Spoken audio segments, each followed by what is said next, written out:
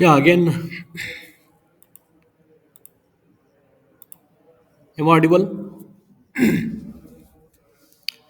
Up to which point you have stopped? Yes, sir. Where network went off?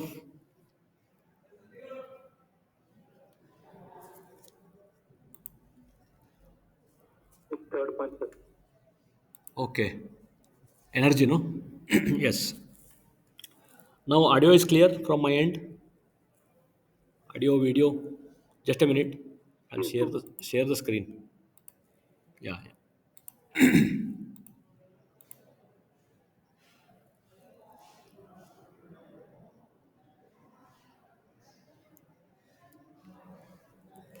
Now screen is visible. yes, sir. Yeah.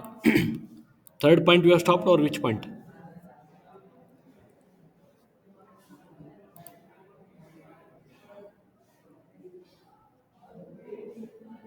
Hello.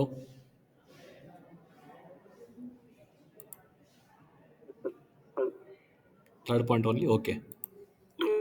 relative velocity. Relate. Okay. Fifth point. Okay. Yeah, after the fifth point, these up to fifth point, these are the major differences which I've seen in the earlier chapter also. You can study also same. Now, sixth point you can see by which force or change in type of momentum these two turbines are working.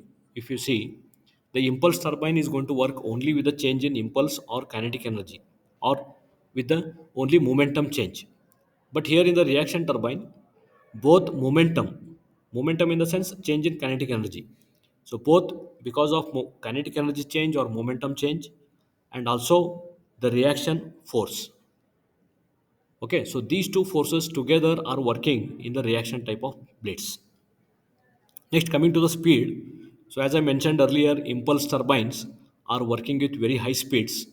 So, impulse turbines are working under very high pressure, stresses, very high centrifugal forces on the blades. So, at this speed, around 30,000 or 20,000 RPM, it's very difficult to connect a generator to the turbine. So, in such cases, we are going to focus on compounding or reducing the speed is nothing but the compounding phenomena. So this is done for impulse turbines because it is high speed turbine. So as the reaction type of turbine is involved with reaction force as well as impulse force, so speeds are very less. No compounding is necessary, or compounding if it is necessary also it is very less. So it is done only with the medium speeds. Low speeds, no worry because we cannot directly connect to the generator and you can convert it into electrical form. Now weight to power ratio, if you see, the impulse turbine blades are very simple and the connections are very simple, stresses are very less, so weight is very less. Reaction type of blades or the type of machines, if you see, the weight is very high. So similarly, applications, if you see, the impulse type of turbines, it is used only in the small scale industries or small scale plants. Reaction type of blades, due to change in pressure and kinetic energy, all are involved. We are going for large scale power plants where we can control the speed as also number of stages can be improved and continuous same frequency same speed can be obtained, and generator coupling is very simple for the reaction type of blades, so large scale applications are preferred in the reaction type of turbines.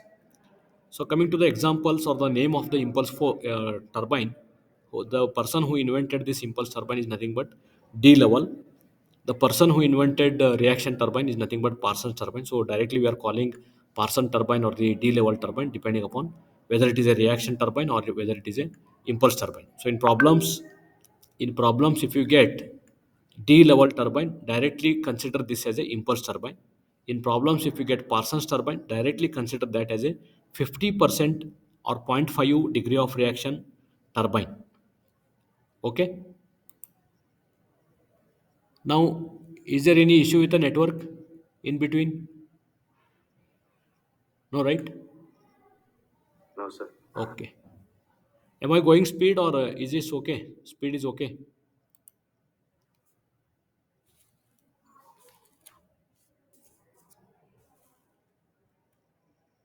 Okay, sir. And now we'll see the classification because already we know The fluid is steam, so between steam and moving blades the energy transfer is taking place because of the impingement of the steam, and dynamic action is taking place between the rotor and the steam. So these all things we have already discussed. Now seeing the classification, again it's not a big classification.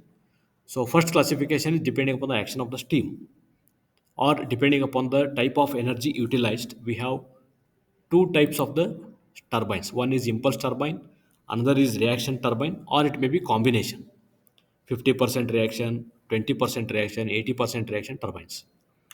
Next is depending upon the direction of flow. So already you know axial flow turbine. So in this chapter our syllabus is focusing only on the axial flow steam turbines. Other steam turbines are radial flow steam turbines are possible. Mixed flow steam turbines are possible, like Francis turbine we have seen. So like this, depending upon the direction, also we can see many turbines. Now, according to the number of stages, single stage, multiple stage. So these examples which I had taken, these are the single stage. You can see one set of nozzle, or one set of stator and one set of rotor. Okay, so this becomes one stage. Here also you can see one nozzle, one set of moving blades. This is one stage. But here you can see there are three blades or four rings of nozzle, blades, rotating blades, fixed blades, many things will be there. That becomes multiple stage. Next classification is according to the steam pressure at inlet of the turbine. So this also you can note down how the depending upon the pressure of the boiler, whether it's a low pressure turbine. If it's a low pressure turbine, means the size of the turbine will be very large because the steam will be expanding in very large area because the pressure is very less. If the as the pressure goes on with the steam, size of the turbine will reduce because at high pressure the volume required to confine or fix the steam, the volume required is very small. So turbine size will be very small. It is not that if the turbine's size is very small, it can generate very less power. Even a small turbine with very high pressure, or the supercritical pressure we say, such pressures. So one more line is supercritical pressures. Here you can see last sentence is nothing but supercritical pressure turbine. So these turbines, if you see, those are very small, but the speed and the torque, if you see, it is very high compared to the low pressure turbines. Okay, so this is the main classification. So next, coming to the methods of compounding, which is very important concept here to learn. Okay, so first we need to understand for which type of turbines compounding is necessary.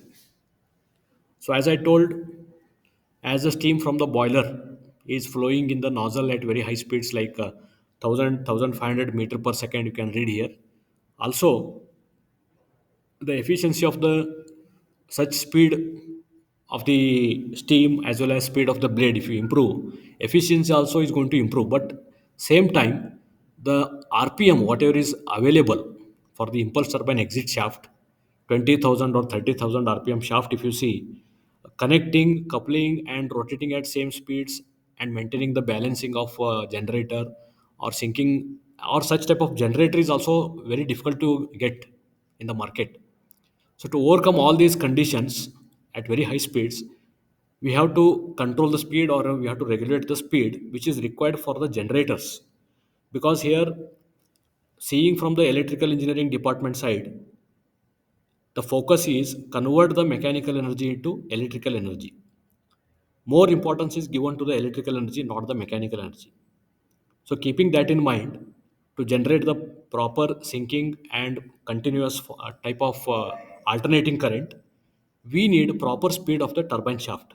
So to reduce that speed from 10,000 or 30,000 RPMs to very less RPMs, which is required for the generator, the method followed is compounding of the steam turbine.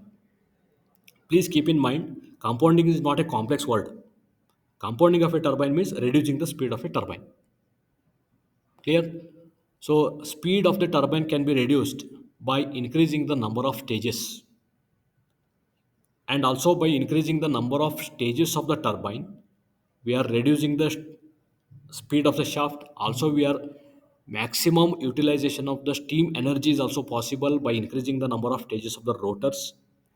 This can be done by three main methods. One is velocity compounding, means In all the stages, we are focusing on reducing the velocity. That is called as velocity compounding.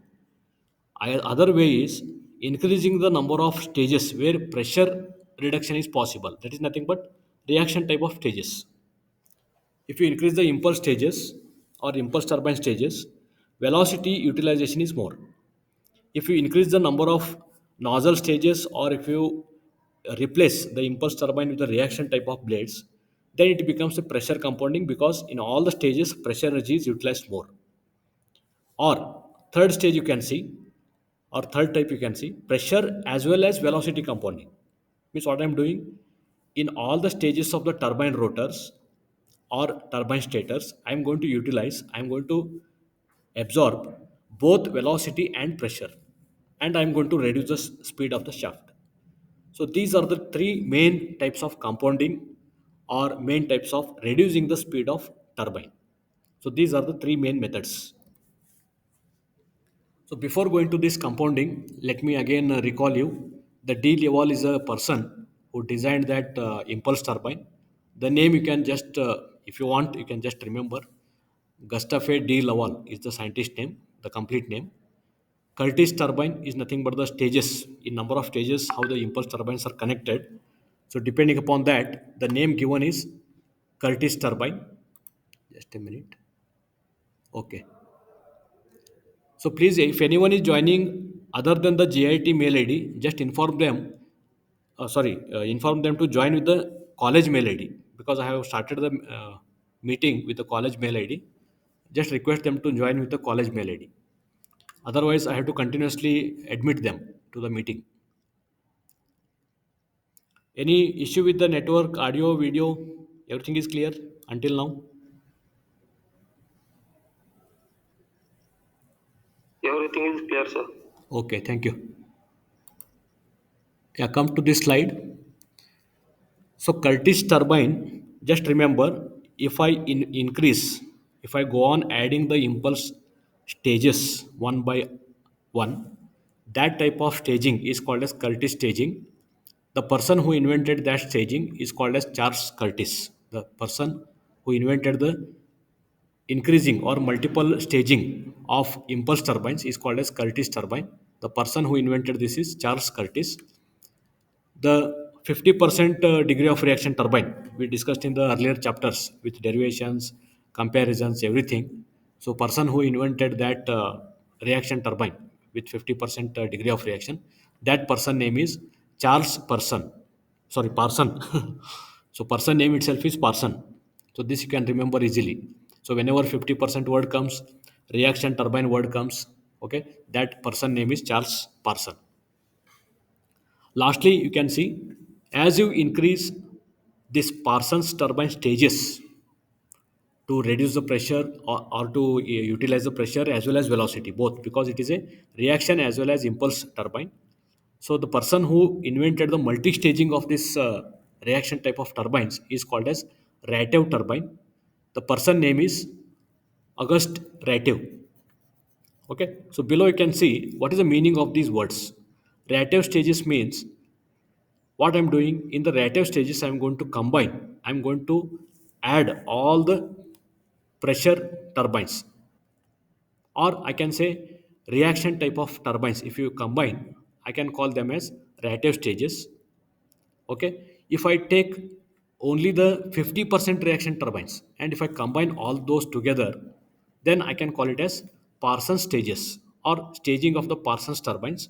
Parsons turbine is nothing but 50% degree of reaction turbine, 50% reaction force, 50% kinetic energy. Next comes Curtis stage. You can see here Curtis stage is nothing but Charles Curtis who invented that. What he did, he added multiple impulse stages or impulse turbines. So by adding these impulse turbines, what we can do, we can utilize maximum velocity other than the pressure energy. Okay, so that type of staging is called as Curtis stages. Last is combination of stages because here we want to achieve third type of compounding, that is pressure as well as velocity. So there what we are doing, we are adding both impulse and reaction turbines. So that type of arrangement is called as combined stages or combination of stages. It may be Curtis Parson, Ratev Curtis, okay, or it may be Ratev and Parsons. Like that, many different types of turbines can be combined and staging can be done.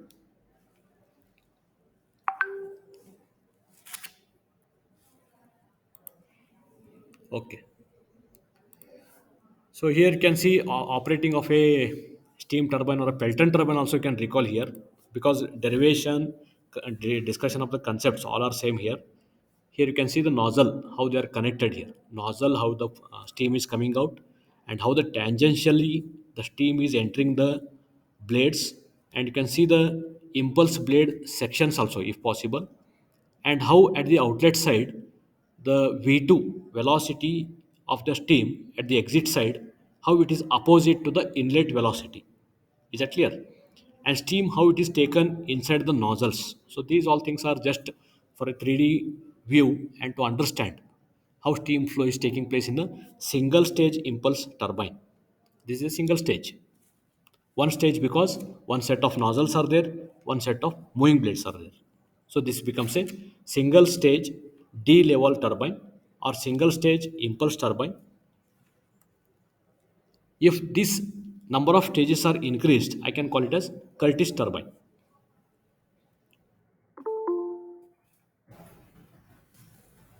Anyone is joining? Okay. Now you can see velocity compounding. We'll not go into theory much. We'll see. See here, velocity compounding. Very nice drawing they have given, and very easy to understand also. Not much difficulty. What is velocity compounding? Keep in mind that I am going to reduce the velocity of the steam continuously, and I am going to increase the, oh sorry, not increasing, I am going to reduce the speed of the shaft by keeping pressure constant. This also I can tell. So for this, what velocity compounding? Velocity compounding means continuously the velocity of the steam is utilized. That you have to see in the diagram. So velocity, approach velocity at the inlet side, you can see from the boiler, the velocity of the steam is very less. Okay, to increase this velocity, what they have done? They have used a nozzle or a stator type of nozzle, where the pressure energy of the steam in the boiler is converted into high kinetic energy at the inlet side of the moving blades. And once the pressure energy is reduced in the nozzle, you can see pressure energy is going to remain constant, because all the turbine blades are impulse type. Beta 1 is equals to beta 2, or inlet and outlet area of the passages all are similar. No change in pressure. If any time if you want to change a pressure, I have to change the type of blade, or the passage should be different. Passage area should be varying, then only pressure will change. So if there is no change in pressure, means what is happening? Only velocity is utilized. So wherever rotor blades are there, you can see. Wherever moving blades are there or rotors are there, the velocity is consumed, so it is reducing. Wherever stator blades are there with impulse blades, pressure, both velocity, pressure as well as velocity, both are not changing. So like this, number of stages you can connect. What we are doing now, finally whatever the velocity exit for one stage is there, I have reduced it. See here, after 3 to 4 stages, exit velocity is reduced, also exit pressure is also reduced, by which I am going to reduce the shaft rpm from 30,000, 20,000, at least up to 5,000 or 4,000, which can be directly connected to generator and smoothly it can operate. And stage, you can see what type of stage it is. Here all the blades are impulse type of blades. This is nothing but Curtis stage. Clear? And in the problems, all of you focus here. In the problems, we are not taking any multi-stage type of turbine for the solution. So in all the books, whichever you refer, don't refer multi-staging of the turbines. Such type of problems we are not discussing. But in compounding, we are discussing the staging. Any doubts in the velocity compounding?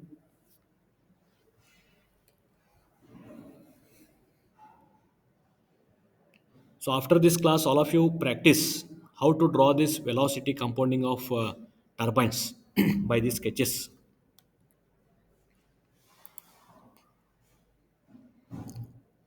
Audio and video is clear, no, from my end?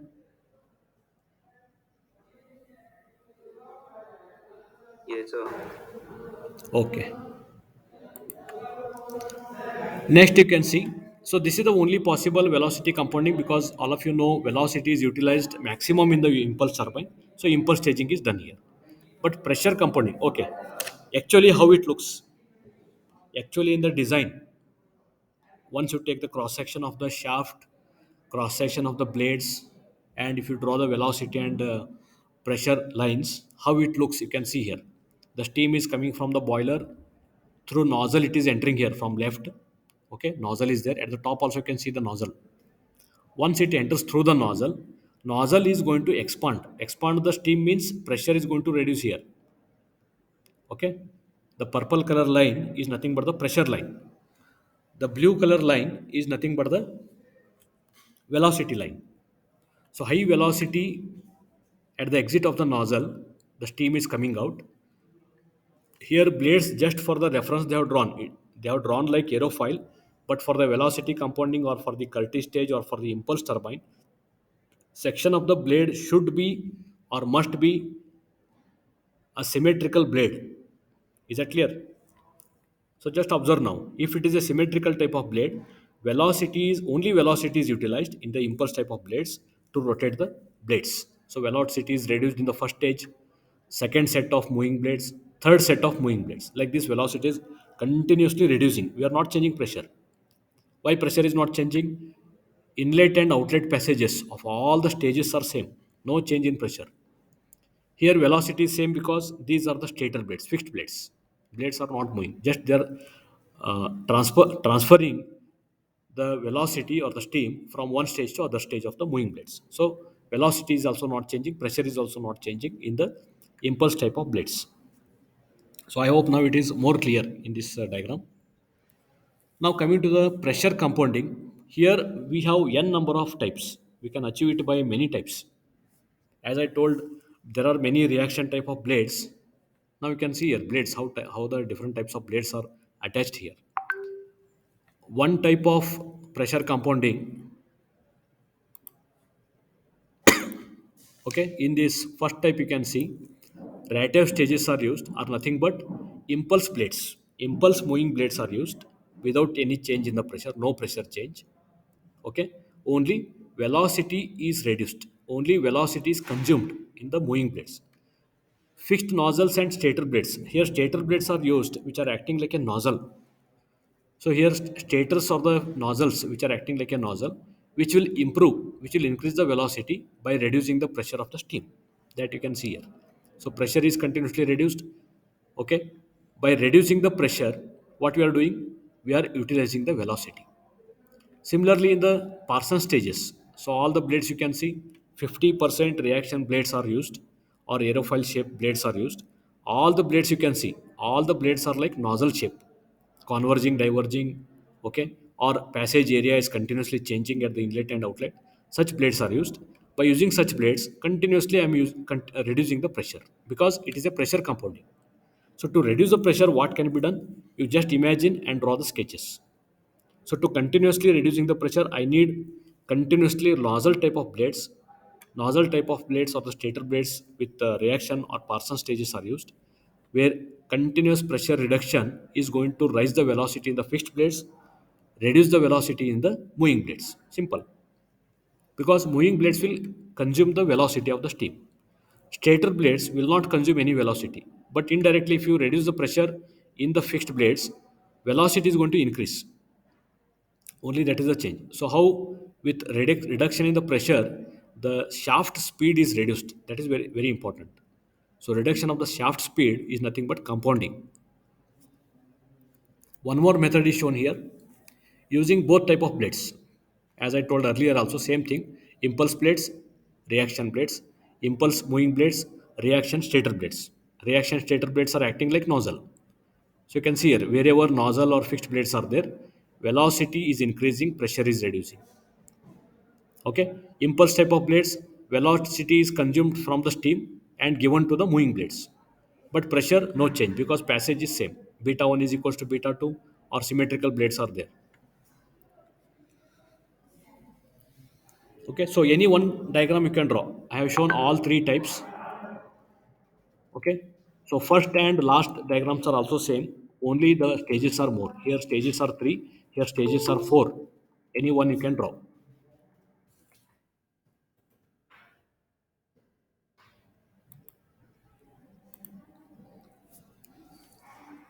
The pressure velocity lines are clear. How to draw or how to be understood. Where the pressure is reducing, where the velocity is increasing, or where both the pressure and velocity is constant.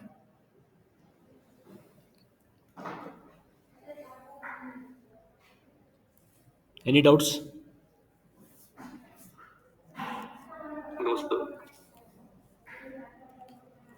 So here you can see the actual diagram how it works.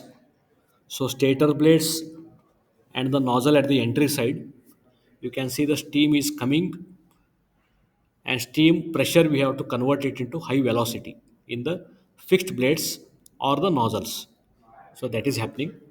Moving blades are shown in between. So in the moving blades, what will happen? Only velocity energy is consumed.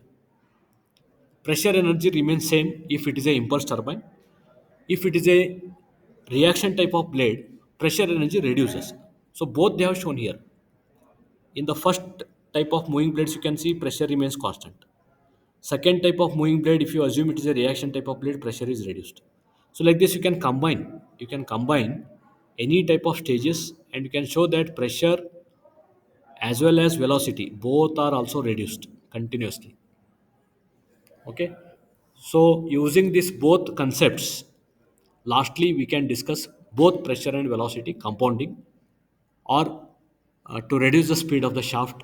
What method is followed is last method is pressure velocity compounding. Same thing here. So after one stage of pressure compounding or the velocity compounding, again they have brought back this nozzle and impulse turbine blades. If you want to go by only impulse turbine blade, pressure and velocity compounding, in impulse blades the velocity is consumed, in the nozzles the pressure is increased, velocity is increased, pressure is consumed. So both way this can be achieved, so which is shown here. This diagram is with nozzle and impulse blades, continuous stages are connected. In this diagram you can see either impulse blades, reaction blades, and nozzles all together are connected. So this you have to practice: pressure compounding, velocity compounding, and pressure velocity compounding.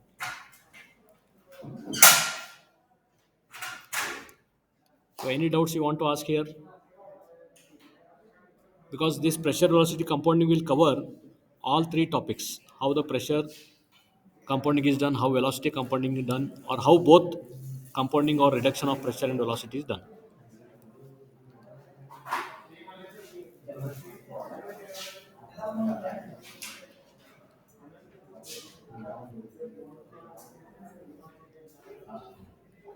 ಹೇಳ್ರಿ.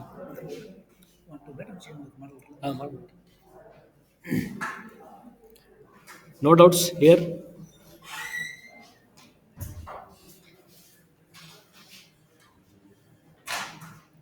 No, sir. Okay. So this completes compounding of steam turbines. Next, we will go back to our regular discussion, that is steam turbine and velocity triangles. So velocity triangle actually, if you see in three dimension, it looks like this.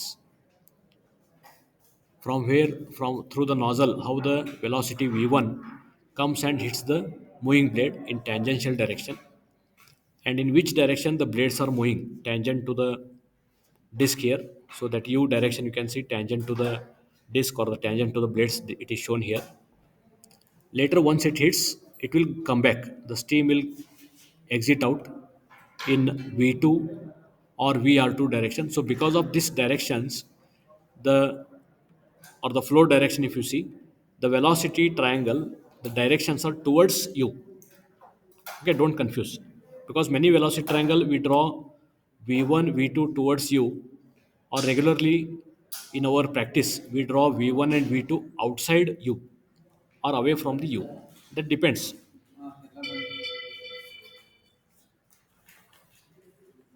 And at the right side you can see where is the blade velocity u is shown, vw1 or vu1, where it is shown from alpha 1 to vf1. Other side from alpha 2 to Vf2, Vu2 is shown. Okay, this is one type of triangle with common base. These are the type of problems we are going to solve in the class. So one general type of case we have seen in the earlier classes. Other cases, if they tell in the question utilization factor is maximum, solve for utilization factor maximum, then at the outlet triangle you can see you have to assume V2 equals to Vf2, or alpha 2 will be 90 degrees and Vu2 will be 0. Okay, so outlet triangle will be right angle triangle. Inlet triangle will be having all three components Vf, Vr, and V1. One more triangle is if in case the alpha 2, you can see here, alpha 2 is less than 90, provided Vu2 is in opposite direction. If Vu2 is in opposite direction, sorry, in same direction, then we are taking Vu2 as negative in the Euler's turbine equation. So these are the three cases or the three main type of problems can be asked in the test or the exams. Now, coming to the, so this I already discussed in the class earlier. Now coming to the efficiencies. So nozzle is the main component of the steam turbine, because without nozzle we cannot convert the stored pressure energy into kinetic energy at the outlet of the nozzle. So in the nozzle, what is happening? The mass of the steam is entering with very high enthalpy. So this high enthalpy or the energy stored in the steam is converted into kinetic energy at the exit. So taking the efficiency, I can write output by input of the nozzle. I can write output is kinetic energy of the steam. Input is for the given mass, what is the change in the enthalpy. So these two ratio will give us nozzle efficiency. Coming to the turbine blade, all of you know, work done by the turbine is nothing but output. Energy given to the turbine is the inlet side. So inlet side we have kinetic energy, outlet side we have work done or the energy transferred to the blades. So once you write these two things, and if I multiply both nozzle efficiency and blade efficiency, I can write this as a stage efficiency. So for one stage, we will be having, so in all the problems in our syllabus, we are discussing only one stage. So for a single stage efficiency, if you want to write, I can write the complete work done from the blade is as a output, and stage input energy is nothing but change in enthalpy for a given mass. So that becomes work done per second to change in enthalpy for the given mass. So this will become the stage efficiency. For entire stage, I'm writing output by input ratio. Okay. Also, to show that it is multiplication of blade and nozzle efficiency itself, we can divide and multiply with the kinetic energy, that is half mv square. For 1 kg, I can take m as 1. Okay, mass I can take it as 1. So it will become half v1 square. So if you multiply kinetic energy to the work done and divide kinetic energy in this above equation, I can write it as work done by kinetic energy is nothing but rotor or the turbine energy efficiency. Or if you write kinetic energy as a output divided by change in enthalpy and mass, what is taken for the inlet side, that becomes nozzle efficiency. So multiplication of nozzle efficiency and blade efficiency becomes the stage efficiency. So in some problems, if they don't mention the blade or nozzle efficiency, you can assume 1 and you can multiply. So other efficiencies in this discussion, audio is clear, no? Yes, sir.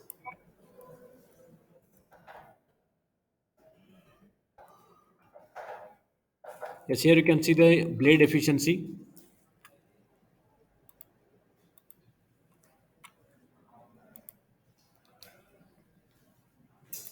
So blade efficiency, output of the blade, if you see the work done by the blade is given by u. U is common here because u1 and u2 are same, so I have taken u here. Delta vu is nothing but vu1 plus or minus vu2, because it depends on the velocity triangle. Majority of the cases we are taking VU1 plus VU2 for the general type of velocity triangle like this above what is shown. Okay, if both are in the opposite direction as per the VR2 and VR1 directions, if you see VU1 is opposite to VU2, in such cases we are going to add this. If the velocity triangle at the output side, if it is different, or if VU2 is opposite direction, sorry, if the VU2 is in the same direction of VU1, then we are going to take difference. So generally we write delta VU. So V1 square by 2 is the denominator. So I can write this as 2U into delta VU is the work done into 2 divided by V1 square is the inlet side for the blade. For nozzle, what we are doing, we are taking difference of increase in the kinetic energy or the difference of kinetic energy in the nozzle, that is V1 square by 2 minus V0 square by 2. V0 square is speed of the steam in the boiler, almost negligible. That's why what we are considering V1 square by 2 into delta H into mass. So if mass is 1 kg, I can write 2 into delta H itself. Clear? Next is the stage efficiency. As I told, you have to multiply both blade and nozzle efficiency, or you can write work done divided by change in enthalpy per unit mass in the boiler. Sorry, in the nozzle. That also you can write. So these are the various efficiencies what you have to discuss in the steam turbines. So we'll take this derivation in a short way, because already same type of derivation we have discussed in the Pelton turbine also. Same ratios, same values, again and again we have to repeat. But way of deriving this equation is little bit different. Do you need a break or we'll continue the class?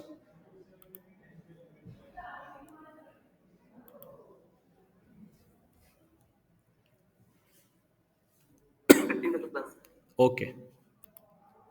Yeah, now coming to the derivation, it's nothing much here. So simply what you have to do is, why this derivation is done, because in this derivation we are going to find out what is the maximum blade efficiency for an impulse turbine. See here, condition for maximum blade efficiency for an impulse turbine. Okay, and this turbine is axial flow steam turbine. So because it is an axial flow steam turbine, I have taken U1 is equals to U2 as U. One common blade velocity U I have taken. And as it is a impulse turbine, there is no static component present here. Only kinetic energy change is going to happen. So V1 and V2, only those two we are considering in the given machine. So generally, the blade efficiency, what we are writing, work done by the blade to the energy supplied to the blade is nothing but U into delta VU divided by kinetic energy is nothing but V1 square by 2. Half V1 square for given mass, 1 kg mass. Clear? So that U into delta VU is nothing but U into VU1 plus or minus VU2. I can write. So for this velocity triangle, for a general case velocity triangle, if you see VU2 and VU1, okay, VU1 and VU2, both are in opposite direction. So I can write what? I can write in general this delta VU as U into VU1 plus VU2. So VU1 plus VU2 is nothing but delta VU or sum of VU. Delta VU is a general case. If it is opposite direction, I am taking minus. Sorry, if it is same direction, I am taking minus. If both are in opposite direction, red color indication you can see here. VU2 is opposite compared to the VU1, direction is opposite. So I am taking plus. Okay. So work done is U into delta VU per kg. Now, as I am telling that I have to find out for the maximum blade efficiency. So blade efficiency, whenever blade comes, we have to talk the velocities, or we have to write the velocities in terms of beta. Or if it is blade, we have to write the velocities in terms of relative velocities or with the blade velocities. So blade velocity is nothing but VR1 and VR2. Blade angles are nothing but beta 1 and beta 2. So how to write these delta VU in terms of blade angles and blade velocities? And later, To write this maximum impulse blade efficiency, we are also writing in terms of V1 and alpha 1 also. So first we'll uh, understand how to write this VU1 and VU2 in terms of blade velocities and blade angles. Later we'll discuss how to write this VU1 and VU2 in terms of alpha 1 and V1. Understood? So first we'll write in terms of VR1 and VR2. So VU1, one can write, see here, where is VU1? VU1 is here, but I have to write with respect to blade velocity VR1. So VR1 and beta 1 in the horizontal direction, if I write the component, that component I have shown here X. So this X component I can write it as VR1 cos beta 1, but it is not VU1. It is a part of VU1. What I have to write now? For this, I have to write VU1 is nothing but U plus. I hope you are getting.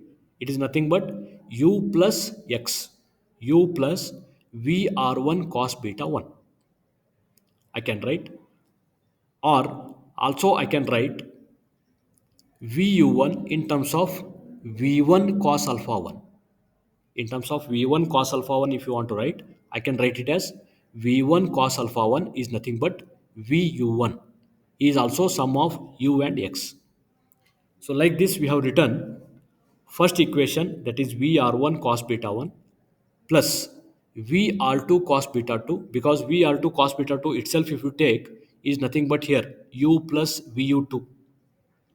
U plus VU2 if you see is the component of beta 2 and VR2. I can write VR2 cos beta 2 is nothing but U plus VU2. So U plus VU2 is shown here, VR2 cos beta 2. So VR2 cos beta 2, VR1 cos beta 1 X. If you add both, is nothing but VU1 plus VU2, or it is delta VU. Now see here, after adding, I'll take the common delta VU. In this, I'll take the common VR1 cos beta 1. Once you take common, I can write 1 plus VR2 cos beta 2 divided by VR1 cos beta 1. Why I'm taking this ratio? Why I'm taking common? Because again, I want to take some constants. Already we know that VR2 by VR1, VR2 by VR1 is the ratio, or it's a friction ratio, friction between the blades, or VR2 by VR1 is also nothing but the coefficient of blade. This we have seen in the Pelton turbine derivations, or designing the turbines, water turbines, we have seen VR2 by VR1. Same constant I want to recall here as CB, or you can write it as K also. But here in this derivation, I have taken VR2 by VR1 as blade coefficient or friction factor of the blade as a CB. Cos beta 2 by cos beta 1, I have considered as constant K, which is the ratio of blade angles. Cos beta 2 by cos beta 1 as K. In case beta 2 is not equal to beta 1. If both are same, K will be 1. Friction factor is 1.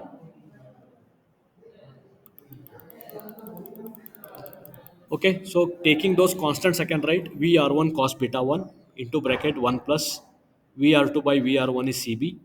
Cos beta 2 by cos beta 1 is K. Now, after this, now delta VU I have written in terms of relative velocity or blade velocity, blade angle, also constants, blade coefficient constant and friction constant, that is K, or friction factor K. Everything I have written here in terms of that values. Now I will explain how to write this delta VU in terms of V1 and alpha 1. So for that you can see here V1 alpha 1 in the velocity triangle is only on the right side. V1 alpha 1 is only on the right side. So what we are doing here is VR1 cos beta 1 can be written as VR1 cos beta 1 can be written as VU1 minus U. All of you agree?